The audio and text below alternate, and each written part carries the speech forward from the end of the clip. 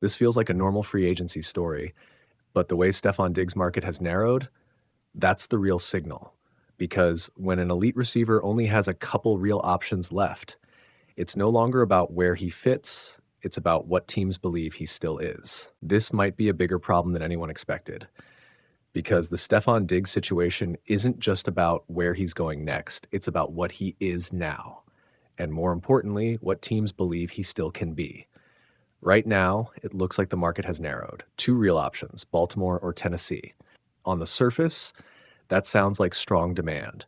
Two playoff caliber directions, two systems that could use a veteran receiver. But here's the problem. If a player like Diggs is truly still elite, his market doesn't shrink to two teams this quickly. It expands, and that tells you something has changed. Because just a few years ago, Diggs wasn't a fit discussion. He was the system. He was the number one, the volume target the player defenses had to erase. Now, teams are talking about him as a complementary piece, a great addition, a reliable option. That's a very different conversation. And this is where it gets interesting.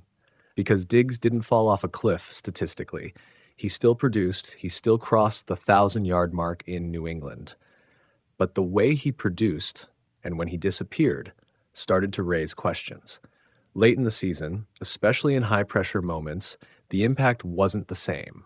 And in the NFL, timing matters more than totals. It's not just what you do, it's when you do it.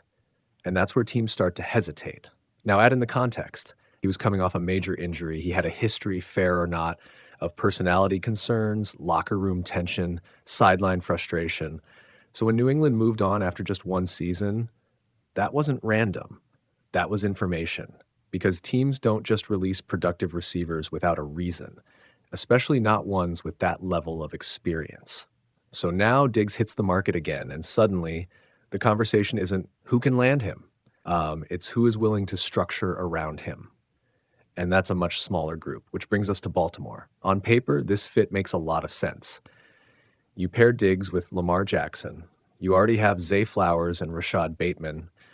You're not asking Diggs to be the alpha anymore. You're asking him to be precise, reliable, a chain mover in critical situations. And in that role, he could be very effective because defenses wouldn't be able to key in on him the same way. The pressure shifts, the attention spreads, and suddenly Diggs operates in space again. But here's the problem. Baltimore doesn't just need talent. They need alignment. That offense is built on rhythm, discipline, and trust with Lamar. If Diggs expects volume, if he expects to be the guy, that creates friction. Not immediately, but over time. And Baltimore can't afford that. They're too close to contention. They don't need disruption, they need precision. Now look at Tennessee. Completely different situation. This is about development. Second-year quarterback Cam Ward, new offensive coordinator Brian Daboll, who already knows Diggs from Buffalo. That connection matters because Daboll understands how to use him where he's most effective, how to manage his role. And for a young QB like Ward, a veteran route runner like Diggs can be a safety blanket, a reliable read, a way to stabilize the offense. But again, there's a catch. Tennessee isn't adding a final piece. They're building something new. And when you bring in a veteran with a strong personality into a developing system, you have to be sure it accelerates growth, not complicates it. Because if Ward struggles, if the offense stalls, if targets don't come consistently, that situation can turn quickly. Not necessarily publicly, but internally. And that's the risk Tennessee has to evaluate. So now you step back and you see the real situation. This isn't about which team Diggs chooses. It's about which version of Diggs each team believes they're getting. Is he still capable of being a high-impact difference-making receiver in key moments? Or is he now a complementary piece who needs the right structure to succeed?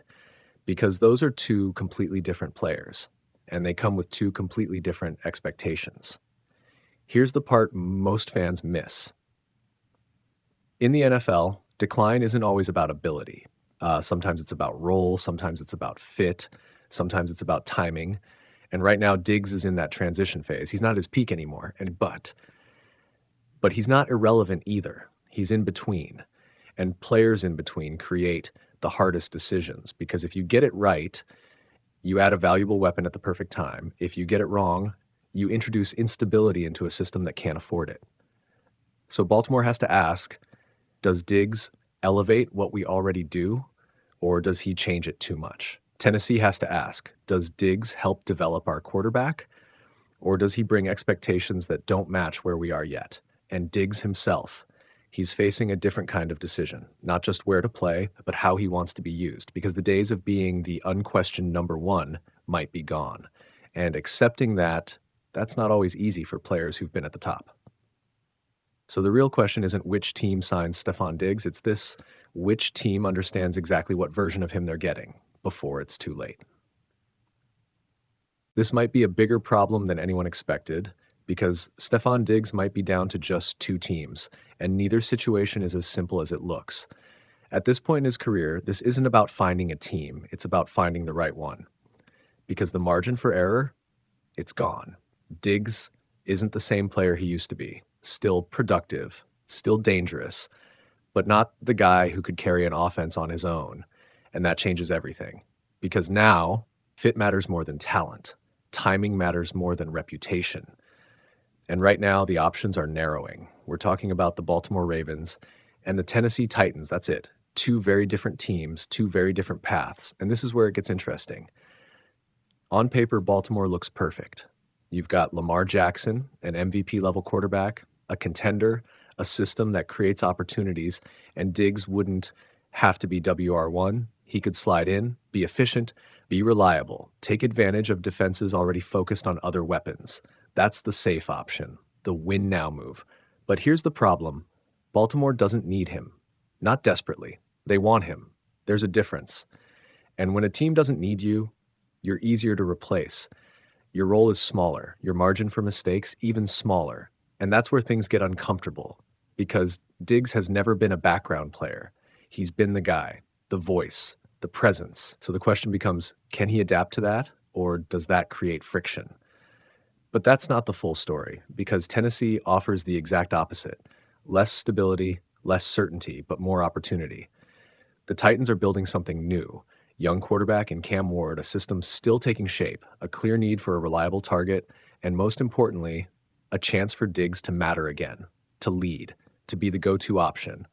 That's appealing, but it's also risky, because now you're tying your future to a developing offense, to a quarterback who's still figuring it out, to a team that might not win right away. And for a veteran at this stage, that's a gamble. So now Diggs is stuck between two realities. Do you chase stability, or do you chase relevance? And here's where it gets even more complicated, because this decision, it's not just about football, it's about narrative. Because wherever he goes, that story follows him. If he chooses Baltimore and disappears in the system, people will say he faded.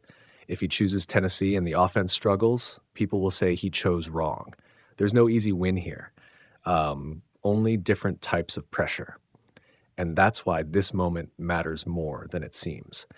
Because this isn't just about where Stefon Diggs plays next. It's about how the next chapter of his career is defined. So the real question is, does he want to be part of something stable? Or does he still believe he can be the reason something works?